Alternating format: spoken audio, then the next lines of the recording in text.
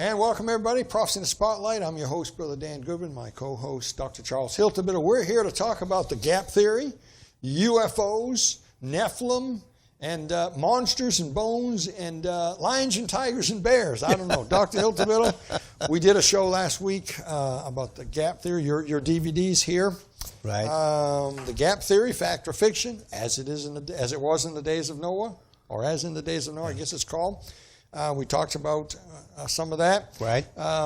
We are in the days of Noah, I think. We're in those end times, yes. But I think people misunderstand what that means. I'm convinced many do. Today, people think that means fallen angels and evil spirits and Nephilim walking around, and every now and then somebody sees. I actually heard a guy say that every now and then they get seen by mistake. Huh. I thought Ephesians 6 said that these devils were not flesh and blood. Yeah, we wrestle not against flesh and blood. Yeah. Now I realize they people yield to them. I understand that. But, yes. But that doesn't mean... But they live in an unseen world. Yeah. Mm-hmm. And I challenge people to find anywhere in the Bible except where Jesus went on the mountain and talked to Satan. Mm-hmm. Besides that, I challenge anyone to find an instance in the Bible. And I've asked people this on the phone. Nobody's ever yet come up with one. Sure. I want to know an instance where some what we call devils, we call them demons, but demon's not a Bible word, devils, where somebody who's a fallen angel appeared to somebody in the Bible. I don't know of a case. It's a good question. You're looking at me funny like you've never been asked that question. I'm trying to think of a place. Yeah. I can find where I think are Christophanies. Right. There's places where Mary was visited by an angel, Gabriel, I believe. Michael shows up in there. Daniel saw some things. Daniel spoke to the angel, but the angel said, well, I've been battling for 21 days to get here, but we never saw the one he's battling against. So it's always... God uses some of them to speak to people every now and then, not very often. No. And if someone's holding their breath waiting to meet one of them, I think they're going to be sorely disappointed. There were certain visitations in the past where God used a Michael or a Gabriel, but I don't see anywhere where these evil demons, these evil devils, the fallen angels, where they appeared and tried to obstruct something by showing up. It's almost like they but we have the evidences on planet Earth where they have done these things, so surely they... And now they're telling us that they need a vehicle to get around in. Yeah.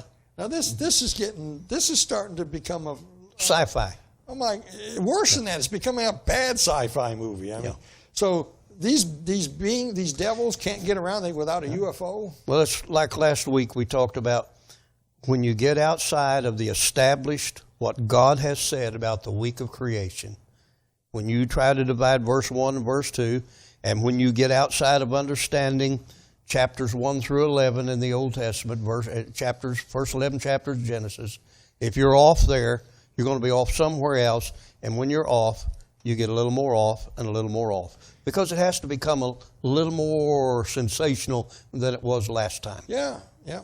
And in the program this week, that's where we're going to start, because that's where we left off. We're going to start. I want you to explain in the program coming up why the first 11 chapters are so important that Satan is trying to discredit them. Discredit it, absolutely, like it's like the foundation of a house. If you can weaken that foundation, you can make the whole house fall. Yes, and that's the devil's goal. Yeah. Absolutely. Yeah. He doesn't want to be revealed for who he is. Yeah.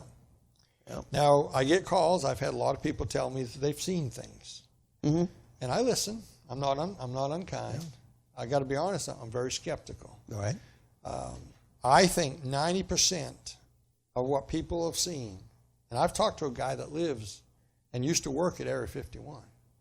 Okay. I don't remember his name. He watches the show, I think. And I talked to him for quite a while. It was interesting. But I got to be honest, I think what he saw was military stuff. It's very possible some things could even be explained away with the abnormality of light rays and how they are affected as they hit certain atoms and particles. Because the reason we see what we see is how light is reflected in its contact with an atom. And of course now, if you Google it, you'll find with the release of the military footage of that supposed UFO thing, And now they say there's more, they're going to release more. Sure. That's got everybody going nuts now. All of it is a major distraction, like the book you're getting ready to do. It is distracting people into what somebody saw or what somebody's pictured of, rather than what has God said in the book. Yeah.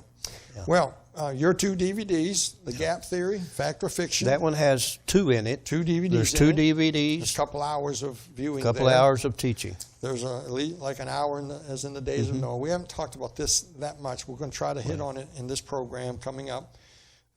These are on the website, prophecyinthespotlight.com. Just click on his bookstore, and I think you're going to offer. We're going to put them together in a package deal for folks. You can still buy them separate. Yes. There'll be a discount if you buy them both. Right.